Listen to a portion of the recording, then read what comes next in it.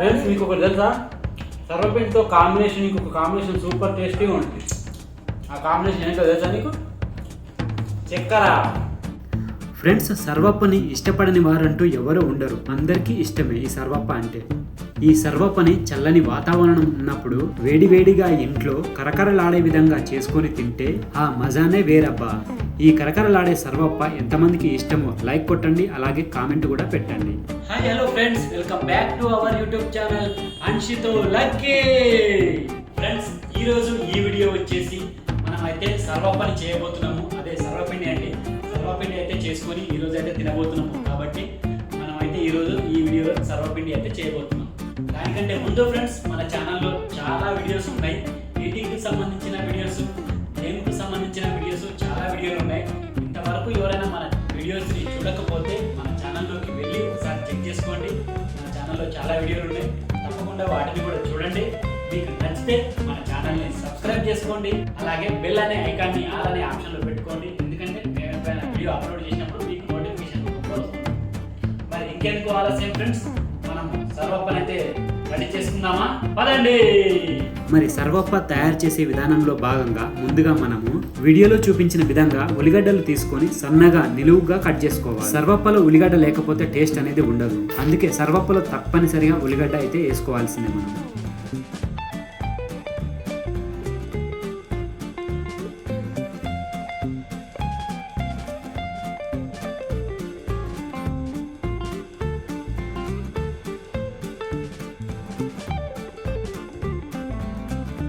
ఇలా సన్నగా కట్ చేసి ఉల్లిగడ్డనైతే పక్కకు పెట్టుకోవాలి. ఇక ఉల్లిగడ్డ తర్వాత మనము కొత్తిమీర కూడా తీసుకోవాలి. కొత్తిమీర కూడా సన్నగా తరుముకోవాలి, సన్నగా కట్ చేసుకోవాలి.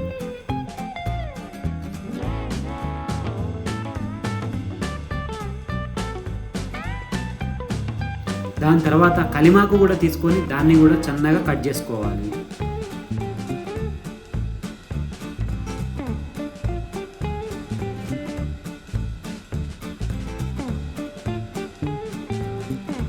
పచ్చిమిర్చి కూడా 2-3 కట్ చేసుకొని వేసుకోవాలి. పచ్చిమిర్చి వల్ల కూడా మంచి ఫ్లేవర్ వచ్చేస్తుంది. ఇలా అన్ని కట్ చేసుకొని ఒక పక్కకు అయితే పెట్టుకోవాలి మనము. చూడండి, అన్ని కట్ చేసుకొని ఒక సైడ్కి అయితే పెట్టుకున్నాము. సర్వప్పలో మెయిన్ ఐటెం వచ్చేసి ఇంకొక మెయిన్ ఐటెం వచ్చేసి పల్లీలు. సర్వప్ప చేసుకునేటప్పుడు పల్లీలు కూడా కంపల్సరిగా ఉండాల్సిందే. పల్లీలు అయితే ఆల్రెడీ మేము వేయించుకొని పెట్టుకున్నాము. ఇప్పుడైతే పొట్టు అయితే తీస్తున్నాము వాటికి. ఇలా పొట్టు తీసిన పల్లీలు ఒక సైడ్కి అయితే పెట్టుకొని ఉంచుకోవాలి. సర్వప్ప కోసం మనం బియ్యం పిండిని అయితే ఒక గిన్నెలో అయితే తీసుకున్నాము. మనం తీసుకున్న పిండిలో మనకు సరిపడేంత కారం అయితే వేసుకోవాలి. కారం ఎక్కువ వేసుకున్నా కష్టమే, తక్కువ వేసుకున్నా కష్టమే, కాబట్టి చూసుకొని వేసుకోవాలి. మరి కారం వేసుకున్నప్పుడు ఉప్పు కూడా వేసుకోవాలి కదా, ఉప్పు కూడా సరిపడేంత వేసుకోవాలి మనం. మరి ఉప్పు కూడా ఎక్కువ తక్కువ కాకుండా చూసుకోండి.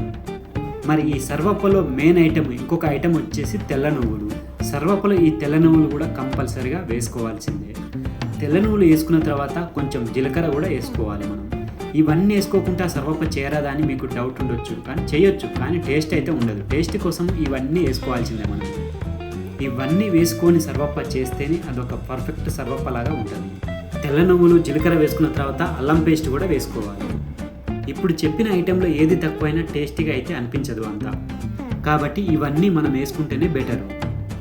వేయించిన పల్లీలు పక్కకు పెట్టుకున్నాం కదా, వాటిని పెద్ద ముక్కలు కాకుండా ఇలా చిన్న ముక్కలు అయ్యేటట్టు కొంచెం దంచుకొని అందులో వేసుకుంటే బాగుంటుంది. చూడండి, ఇలా చిన్న చిన్నగా ముక్కలు చేసుకొని వేసుకుంటే బాగుంటుంది పల్లీలు. ఇక ఆ తర్వాత మనం కట్ చేసుకున్న కలిమాకు కావచ్చు, కొత్తిమీర కావచ్చు, అలాగే పచ్చిమిర్చి కావచ్చు, ఇవన్నీ వేసుకోవాలి. ఇక ఆ తర్వాత లాస్ట్కు ఆనియన్ కూడా వేసుకోవాలి.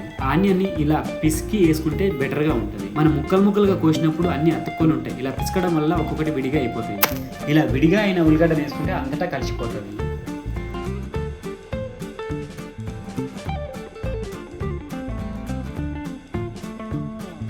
ఇక ఇవన్నీ అయిపోయిన తర్వాత కొంచెం పసుపు వేసుకోవాలి.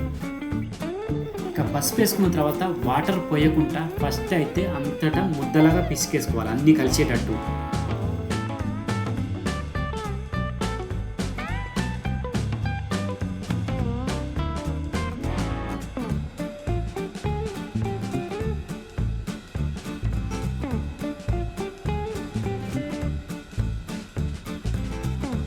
ఫస్ట్ వాటర్ పోసుకోకుండా ఇలా మొత్తం కలిపిన తర్వాత మనం వాటర్ అయితే వేసుకొని కలుపుకోవాలి. మళ్ళీ ఇలా వాటర్ వేసుకొని ముద్దలాగా తయారు చేసుకోవాలి. ఇక ముద్దలాగా ఎలా చేస్తున్నామో వీడియోలో చూడండి. పిండిని స్మూత్ ముద్దలాగా వచ్చేంత వరకు అయితే మనం పిసుక్కోవాలి.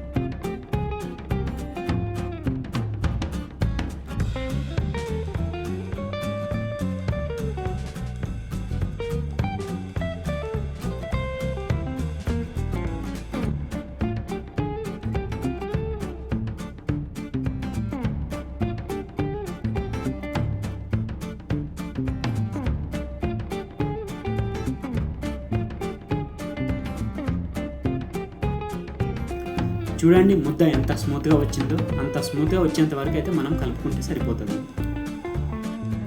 మరి పిండి ముద్దలాగా అయితే అయిపోయింది కదా, ఇప్పుడు ఏం చేసుకోవాలి? సర్వప్ప చేసుకోవాలి. మరి సర్వప్ప చేయడానికి ఒక గిన్నె అయితే తీసుకున్నాము, అందులో నూనె అయితే వేసుకున్నాము. నూనె కొంచెం ఎక్కువగా వేసుకోండి, ఎందుకంటే మాడిపోదు కింద. నాన్ స్టిక్ గిన్నెలో వేసుకుంటే కొంచెం నూనె వేసుకుంటే సరిపోతుంది, కానీ వితౌట్ నాన్ స్టిక్లో కొంచెం ఎక్కువగానే నూనె వేసుకున్న తర్వాత మనకు ఆ గిన్నెలో సరిపడేంత ముద్ద తీసుకొని మనం సర్వప్పని అయితే రెడీ చేసుకోవాలి. ఈ వీడియోలో చూపించిన విధంగా రెడీ చేసుకుంటే సరిపోతుంది.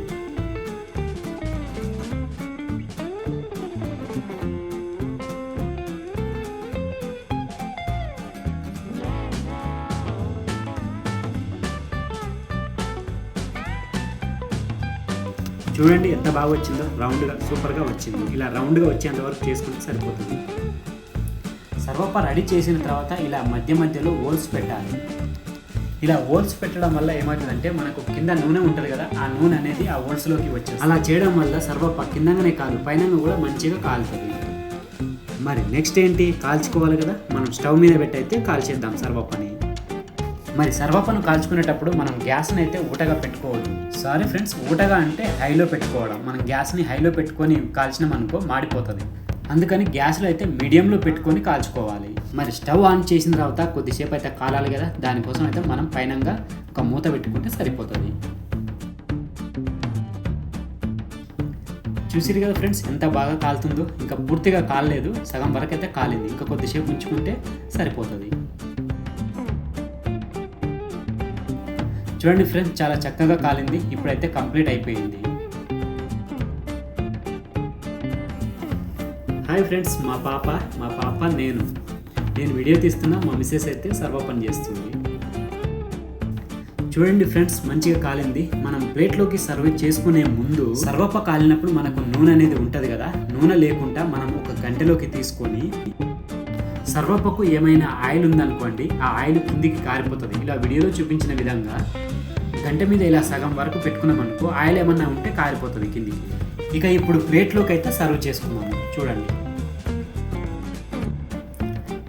వావ్, చూడండి ఎంత బాగా వచ్చిందో. చూస్తుంటేనే తినబుద్ధి అవుతుంది కదా. ఇక ప్లేట్లోకి సర్వ్ చేసుకున్న తర్వాత ఏం చేయాలి? తినేసేయాలి. చూడండి ఫ్రెండ్స్, కరకరలాడే సర్వప్ప అయితే రెడీ అయిపోయింది. ఇక తినడమే ఆలస్యం. తిని ఎలా ఉందో మీకు టేస్ట్ చేసి చెప్తాను.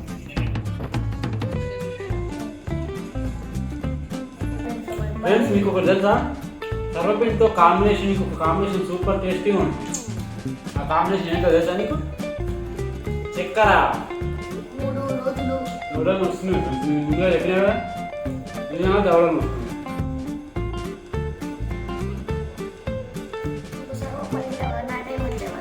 అబ్బో చాలు, ఒకటి చాలు.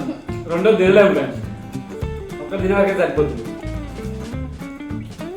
ఎంత ఫేవరెట్ ఫుడ్ అయినా కానీ ఒక్క తినడానికే సరిపోతుంది. సో ఫ్రెండ్స్, చూసి కదా సర్వప్ప తయారు చేసే విధానాన్ని. మేము టేస్ట్ కూడా చేసినాం. మాకైతే చాలా బాగా నచ్చింది. మీకు కూడా మరి మీకు ఎలా అనిపించింది ఈ వీడియో అనేది మీరు కింద కామెంట్ సెక్షన్లో పెట్టండి. అలాగే మన వీడియో నచ్చితే మాత్రం తప్పకుండా లైక్ కొట్టండి, మన ఛానల్ని సబ్స్క్రైబ్ కూడా చేసుకోండి. Thank you friends. మళ్ళీ ఒక మంచి వీడియోతో మీ ముందుకు అయితే వచ్చేస్తాం. అంతవరకు బాయ్.